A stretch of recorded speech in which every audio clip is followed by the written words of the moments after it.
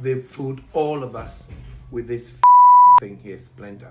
The science here shows that it could be tricking your brain into searching for more calories and sweets. In the UK, we eat more ultra-processed food than any other country in Europe. The fitness world is loud.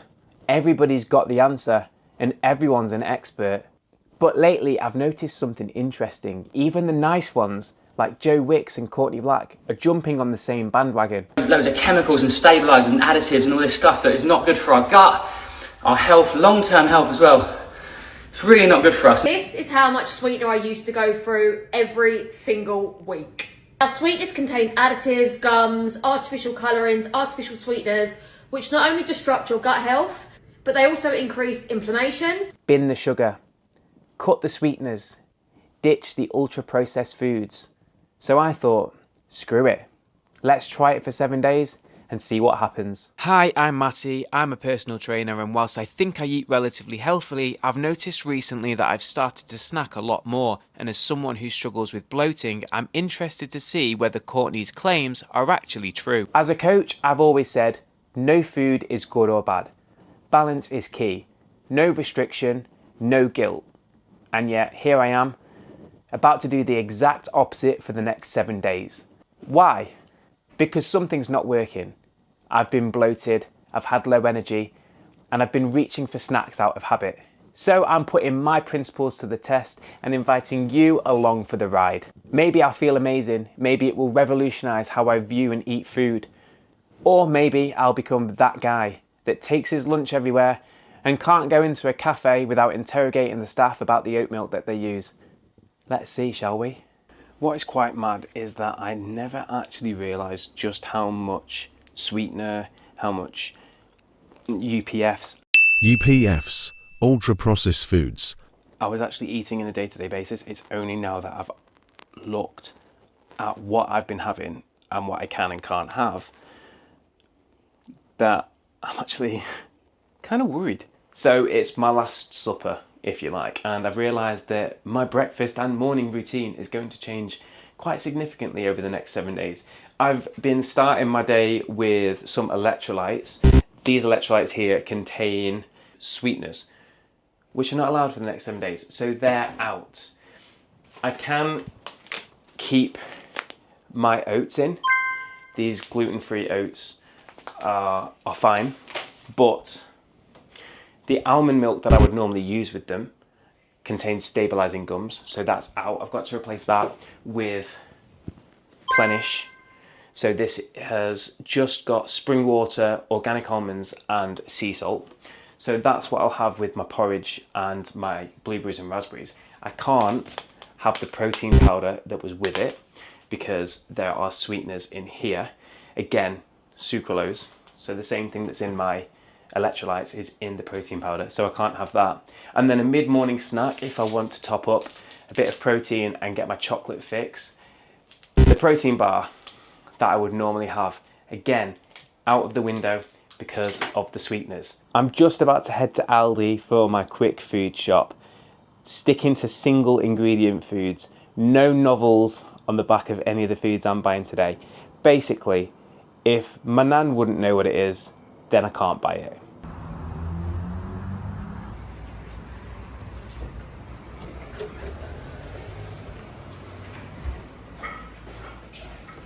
It feels well weird filming in the supermarket. I've got a bit of embarrassment, but also that's why I'm whispering. But so far, not too bad.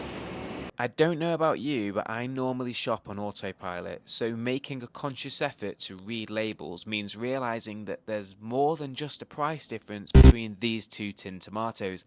The first, containing herbs, also contained sugar, compared to the second, which was just tomatoes and tomato juice. This aisle would have been absolutely fine, but for the fact that I'm also trying to be low FODMAP to help with my bloating issues, meaning there are quite a few fruits off the table. Into the meat section now, and these Cajun chicken breast fillets have been a staple for me since arriving onto the scene at Aldi. And while some of the ingredients listed here aren't terrible, there's a lot there for what's essentially a seasoned chicken breast. A go-to sandwich filler for me is cooked chicken, but even the unseasoned variety shockingly contained sugar. A perceived healthy snack of peanut butter nut bars were also banned because these bad boys were 22% white chocolate.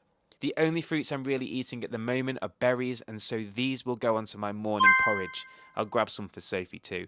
Obviously, this delightful and colourful aisle isn't challenge friendly. Neither is this one with the cereals and granola. And this one is painstakingly difficult for me to walk past. I'll see you soon, Pepsi Max. And of course, no trip to Aldi would be complete without a little browse of the goodies on the middle aisle. I've always wanted a robot vacuum cleaner. Back to stuff I can eat now, and I'm going to grab some eggs, which will please Uncle Eddie Abew, and round it off with, nope, not the ice cream, but the frozen berries, just because I've finally got a freezer in my flat after 6 months and I want to stock up. So just come back from Aldi and I've got some of my food shop. I say some because it was the first time I've ever filmed in a supermarket and I got in my own head a little bit. I felt really awkward just walking around with my camera and then at various points trying to say things.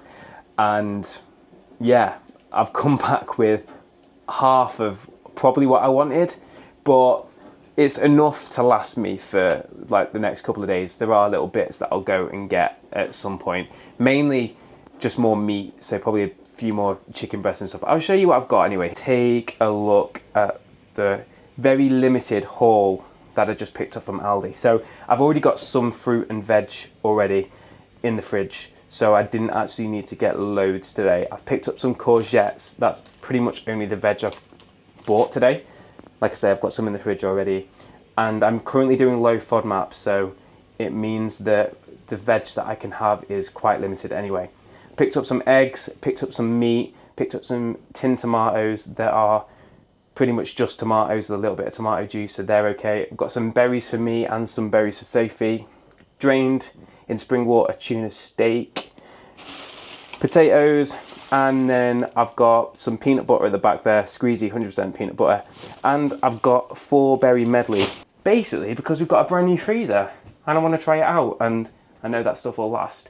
So a bit of a different food haul for me. I think as well, this is the first time I've probably left Aldi and I haven't bought a protein bar. I'd normally stock up on some protein bars from there and have a cheeky protein bar on the walk home. So first time I've not done that today. And yeah. Different, but kind of good, I think. So it's day 1 and so far it's not been that bad.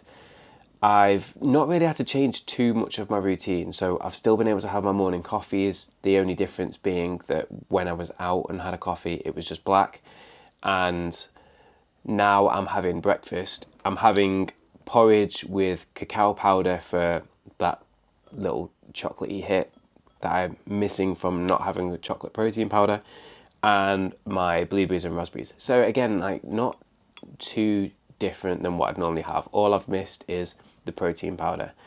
What is going to be quite tough, I think, is later on in the day, just snack wise, like just to go and reach for something that I would normally have that's just not going to be there. So that's going to be interesting. But yeah, this morning it's not been too bad. So yeah, I'll let you know how I get on later. Something I'm doing today, which I wouldn't normally do, is I'm cooking at lunchtime. All too often, if I had something at lunchtime, it's going to be something that's quick and convenient. I'd opt for a wrap. I'd make myself a sandwich. But I'm actually cooking today. So let's see how that affects me later on today. Let's see if it makes me feel less hungry and less craving of sugar and chocolate and things like that, which would normally come later on. So we'll see. It's day 2 and it's not been that bad of a day today, to be honest. There have been a couple of times when I've just wanted to go and grab a Pepsi Max or something, but I haven't. I do feel different, but I can't quite put my finger on what it is. I don't know whether it's because I've reduced certain things from my diet or removed certain things from my diet. I don't know if it's a placebo. I don't know if it's because I've actually slept better, just circumstantially slept better the last couple of days. I've not had to go in work as early. Or I don't know if maybe it is having an effect. I'm not sure, but I do feel slightly different. But yeah, I think the worst thing and the hardest thing for me at the moment is the boredom, in the sense of the food is quite bland. Just simple things like wanting to put a bit of sauce on some of the food that I had last night, or wanting to have some squash in my water, or even just grabbing something that isn't water or a coffee or even peppermint tea. Like, I bought peppermint tea. And even one of the things I found the hardest is not having chewing gum, which is crazy to think that that would have such a thing, like such an effect on me. But no chewing gum is wild, it really is. It's day 5, and to be honest, what I've noticed over the last few days more than anything is just how tired I am. I just feel so lethargic. I've not got hardly any energy, and it could just be the transition period from just how I've just removed all of the sugar from my diet. But I actually feel like this isn't benefiting me. I don't feel as on it. Yeah, I feel that I might be a little bit less bloated, but in terms of actually performing better and feeling pretty good, I don't really. And on today's episode of Things I Never Thought I'd Say, can't wait to come home tonight and watch Love Island and snack on my lightly salted, low-fat corn cakes. So the challenge is done, and what I will say is I've had a few realizations, I've had a few surprises. I didn't think I was going to be able to do it, but actually for the vast majority of time I actually found it relatively okay. There were a few moments where I craved something sweet, something other to drink than water, but really it wasn't that bad. I think what shocked me the most was that I realised, one, just how much I do rely on snacking to get through my day, and how much I rely on food to manage boredom, stress, and how that's become such a part of my routine. From an energy standpoint, I don't think that it gave me that much energy, but again, maybe it's something that I need to do for longer than 7 days. It's the same with digestion and my bloating. I think my bloating has come down, but I don't think it's been a significant change. I don't feel significantly different. And I don't know whether I was expecting to be honest, but there has been a slight change. I will admit that. I do feel slightly less bloated. I do feel that I don't feel as sluggish and as heavy. But having said that, from an energy standpoint, I've been pretty tired all week as well. So without having changed my routine that much in terms of exercise and movement, I did feel really tired over the weekend. Like, my legs even felt heavy. Just walking, just picking my legs up was challenging. One of the other things that shocked me though is just how much rubbish really is in a lot of the food that we eat, and a lot of the food that I was eating. I'm used to looking at labels in terms of protein and calories, but never actually ingredients, and I was quite shocked how much extra stuff is in a lot of the food that we eat. Stabilizers and sugar in packs of ready-to-eat chicken. So that surprised me. That's something that I'm definitely going to take into account when I move forward from this challenge. I'm not necessarily going to keep a strict no sugar, no sweetener, no ultra-processed foods diet, but I'm definitely going to be taking parts of each of those things going forward. But for me, I came into this with the mindset of everything in moderation, and balance is key, and I haven't changed my opinion on that. In the grand scheme of things, do I think everybody needs to do this? No. Do I think it's a good thing for people to try? Maybe, yeah, for you to get the same realizations as me, to realize actually what are you currently eating, what is actually in your diet day to day, that if you had to do this elimination diet, you would no longer be able to have.